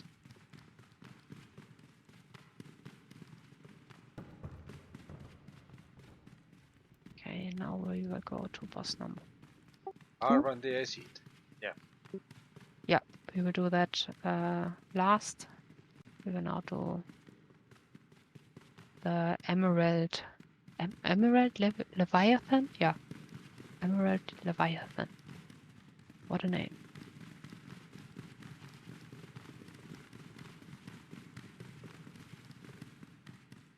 So at this boss, oh, and at the at Zelandra, do not use your Armor of Faith. At the Rock Noses, you can use it, but actually, why? And at this boss, you will benefit from it because everything here is only physical damage, and you can get a little bit of AoE when the tanks are doing something wrong. And when you're stepping in the alchemy and this green shit on the ground, you will get the same dot as from the bombs at Esram Fall, and from the bombs in this fight. It's a pretty nasty stack, and armor will help you. So this one loaded with mechanics as well, but for you pretty easy. The boss will be put in the middle. When he casts alchemy, you always make sure you do not touch it, do not stand in it. It will come crosswise under 50%, who would have thought? Another crosswise DPS in this raid on the ground, damage AoE on the ground. And what my tanks will do, they will put him like over here and stand where you are standing, and then move him away from the poison corner, from the green corner there, and then they will move him towards the poison corner. So you always know the tanks will either stand on this side or they will move around and stand on this side, because once the crosswise damage comes, it's pretty good to know in which quarter the tanks will be standing. And when we enter the boss, you can just go Spellweave. At around 90%, you can use Holy Cleansing if you want to. At 75%, the first alchemy starts. Then you should be really quick to mount off your Spellweave, or just move a little bit in the right direction before that. And right after alchemy, the first alchemy, our BS will use Bewilder. And after the third alchemy, you will put your Blessing of Mitra on the Aqua holding tank, and the Sin will put Atrophy on the boss. And at the third alchemy, again Bewilder, and fourth alchemy, it will be you and the Sin using your feats. So just alternating every even alchemy is your even alchemy is your it's your task to put your Blessing of Mitra on the Aqua holding tank. Yeah. That's basically it for this boss fight. What's happening as well, tanks are doing some stuff in the corners. They are blocking the line of sight between those lights and the boss at a certain time. When he casts Color of Magic and Light Fantastic. Yeah, when he casts Light Fantastic, someone needs to stand in the line of sight of this light at the wall and the boss, and to block it. Otherwise, we get a room-wide AoE.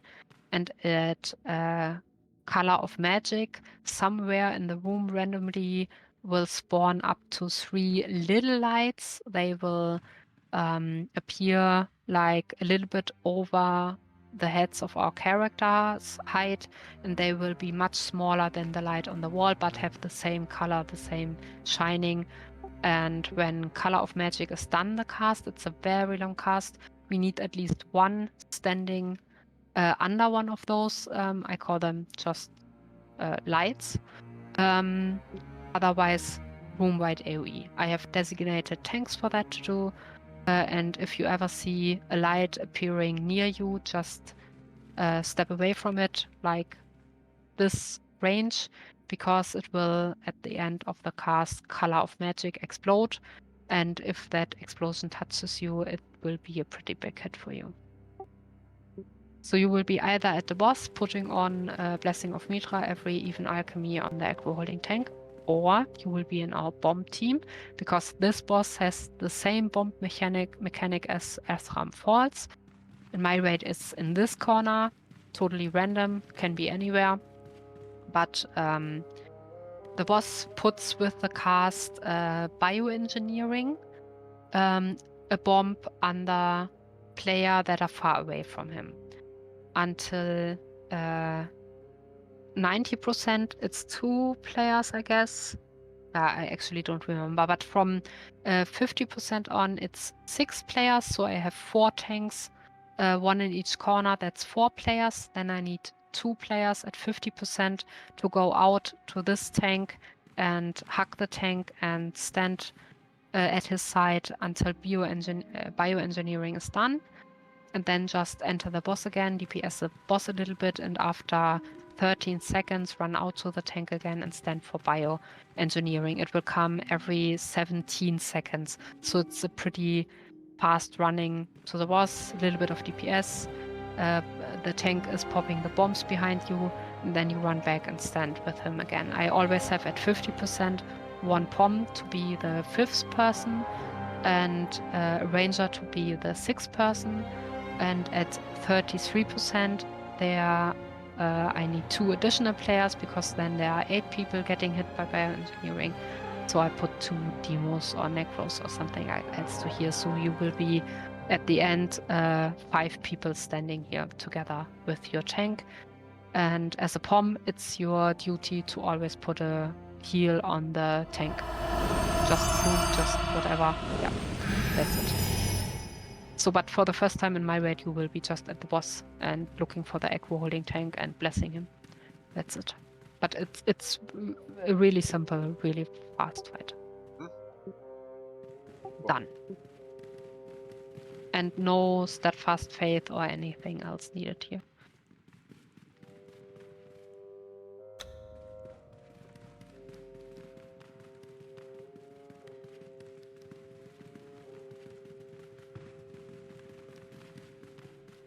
And for the Yothians and the Whisperer, we will have 3 different bosses here, kind of.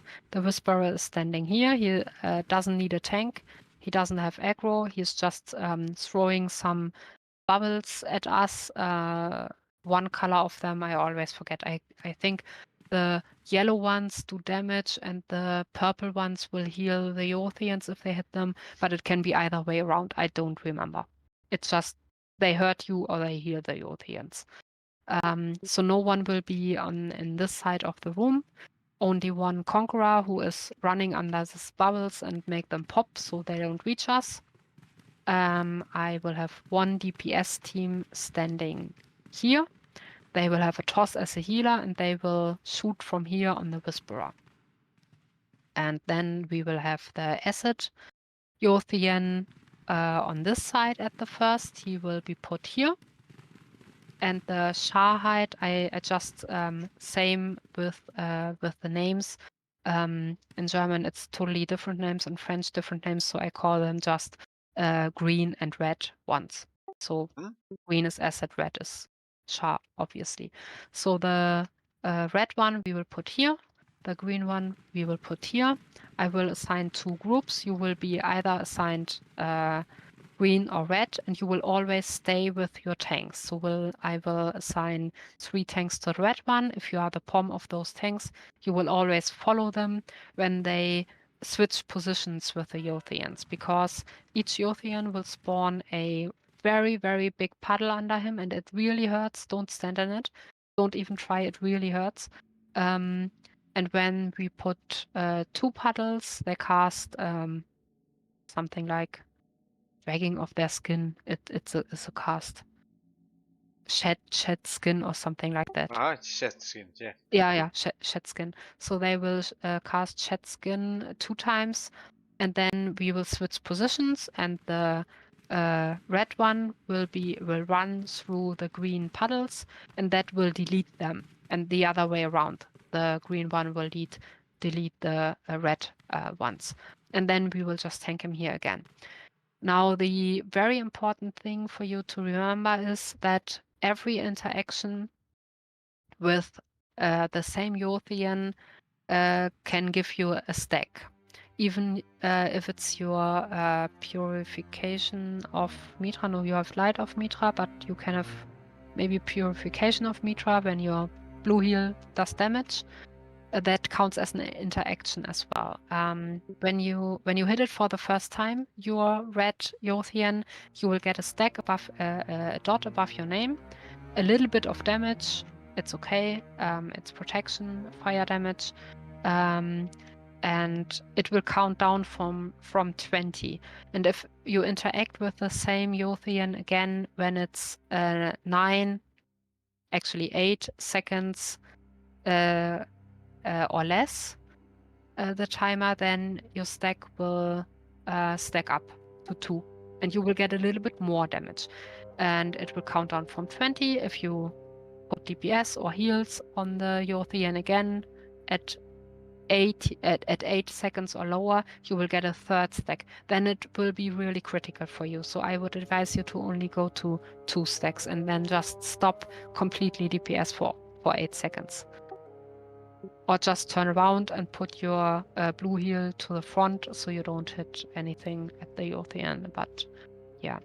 And in our raid, it is timed like that. 2 puddles will roughly give the DPS that are waiting here to help you to kill it 2 stacks, and after 2 stacks we move the Yothian away to delete these puddles on this side, but also to move the Yothian away from the Barbarians and Hoxes and Sin. They will stay on each side because those bloodthirsty motherfuckers will just start hitting and get to stack 4 and even 5, and then they will instantly die. So it's just a tactical decision here. Yeah, it's okay. Yeah. But you as a healer, you need to be a little bit careful. So there's no need to even move them. You could just tank them on one side and that's for good, but I chose to move them because, yeah, it's safety first. And when the Yothians reach 75%, they can get inactive. That is the time when we want the Whisperer to be almost at 75%. When the Yothians are inactive, we push him down to that, and he switches sides and runs to this side, like in Rightfinder as well. And at that exact moment, at the door over here, we will have 4 ads spawning, and I want no one to stand in this black triangle so that they can spawn and we can always stand outside and surround them. We will DPS them. You are very welcome to try out your holy cleansing there, but be prepared to be very fast with your hand of Mitra and your second bubble as well, your face of something like something. The one that Soul stuns of you. Mitra, I think. Soul of Mitra, yeah. That stuns you. At the first ones over here, we don't really need the damage because they are the weaker ones. We repeat the exact same thing on this side, DPSing down the Yothian, watching our stacks. Range DPS prepares the Whisperer. We put the Yothians to 50%. Then we put the Whisperer to 50%. We run to this door. And these 4 ads are a little bit tougher. They have a little bit more HP.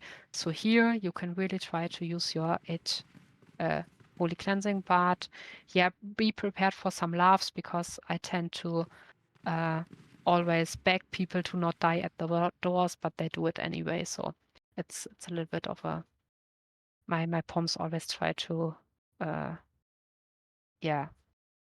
be funny here by dragging aggro and then using their bubbles and maybe die or maybe not die. So yeah, you can try it. It's not really crucial to the raid, but you will do a lot of DPS and it's a lot of fun to just burn everything down. So yeah. Those green and red walls will run through the room as well. We will get hit here by green and red walls, but we should be absolutely able to out-heal it. It's either fire damage or physical damage. Slashing, I guess, actually. And then we will continue on this side until 25%, do the same again, adds on the door, and then continue on this side. And your task is always to stay with your tanks, heal your tanks, don't stand in puddles, and watch your stack and do nothing if needed for 8 seconds to not up your stack one more time.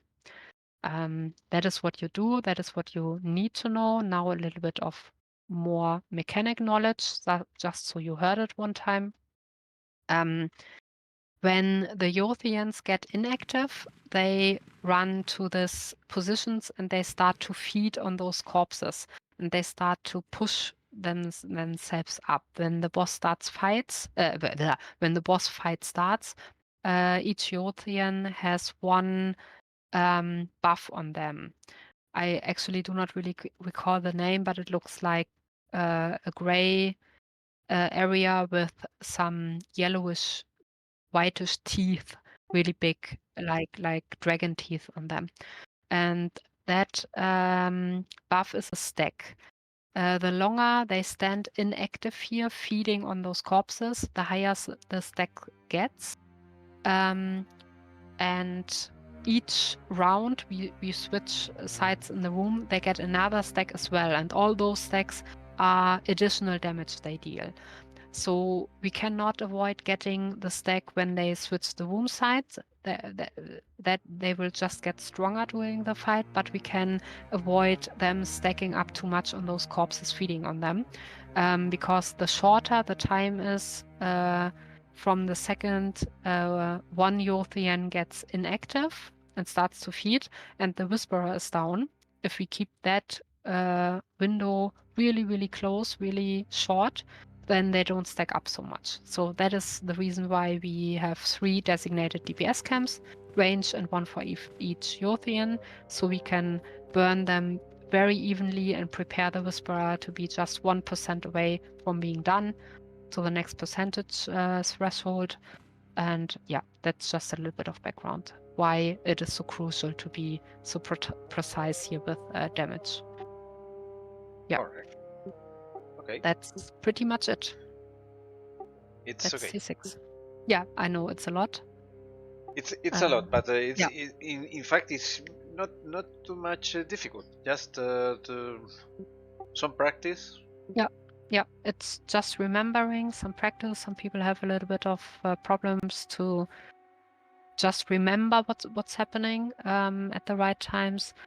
But yeah, it's I think in this raid we broke the tasks down to portions so that every single person can swallow them. Like, so it's not like everyone needs to know everything that's going on, but you just need to know what you are doing and in the background of your brain that it's pretty important what you're doing because, like I said, we need to be precise with DPS here, bring them down evenly. Tanks need the heals, we need the damage, and so on. So there's always a reason why we do things this way. Yeah. It's okay. That's it. Yeah. Okay. And for the loot, I guess you can read up the loot rules. They are linked in the Rakana DKP spreadsheet that's linked in each T6 raid. At the moment, we do not use any DKP actually here. I hope you found it. It's Yeah, I know how it works. yeah, okay. And I open each box 2 times, and there are more categories than in T4. So you can win in this raid a small item, an urn, armor, essence, and a necklace. So these are all different categories, but I will remind you of that when I open each box. And usually a new toon in this raid gets a lot of loot at the beginning. So please, I beg you, do not use my loot words. When I say to you, you can greed from now on those things, please do that because otherwise they will stay in the box and in the worst case, they will go to cash loot and I don't want that. I want people to get as much gear as possible. I don't want to have anything go to cash loot that you might need just because you are maybe a little bit shy because you won so much gear already. It's like that just take it. I will. I will. I'm here to play. I'm here Yeah. to learn. So I don't care about the gear. Of course, Yeah, it's yeah. it's I it's know. it's a prize. It's a Yeah. prize in the end. But for me, it's more important to play than to get the gear. So Yeah. even I don't mind if another player takes the item. I will take it maybe in another moment. For me, it's Yeah. not a problem. Obviously, and I love that this attitude absolutely. But I wouldn't want it that things go to cash loot and you could have needed that. Because on the other hand, the better gear you have, the better use you will be for the raid anyway. And so it's both ways actually. I just have those loot words in place so stuff doesn't go to waste. I don't like that. And people are always pretty excited about new people coming in here because they want the loot to go to someone who needs it. Because there's nothing worse than T6 weapons going to waste. I mean, I see you have the Kochemis stuff, and that's pretty awesome. I guess it's the best weapon for the POM, I guess, in game actually, if I remember correctly. But you want to have your T6 weapons as well. Why not? Just have them. So Cool. yeah. So yeah, I know that a lot of players are like you in this raid, and that leads to those curious situations that everyone just passes on things because they all think, well, it should go to the other one and so on. They want to be nice, and then I have to sort it out and so on. Yeah, so it's I'm pretty strict about the loot rules because I want the gear to go to people and not pick it out of the box and run after you and give it to you. No, I mean maybe some player in T6. It's how to say it. If you have 60 relics, I think it's the number.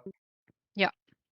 Okay, if you have the 60 relics, then you take the essence. ice shard or essence. I don't remember.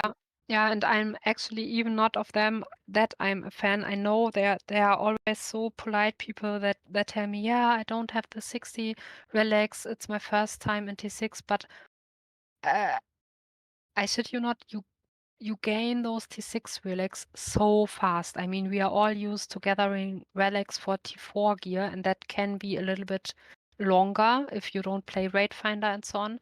But in T6, it's so fast. You get so many tokens for the bosses. If you are a subscriber, even more. And I cannot count how many T6 tokens I have on my toons. So it's ridiculous how fast you get them. So I have now 2,000 on this toon alone. Just by running a few raids, because I changed characters as well. But it's so fast, and if you get some urns, you can even get yeah. And most players in my raid don't even need the urns anymore. So if they drop, you might get 3 of them in a row, and then your tokens from the boss kills, and you will be ready to buy that. So most players have the tokens way before they get their essences. And I'm not just take it. I have played it out. I know my loot rules. I know my players. If something is offered to you, just take it.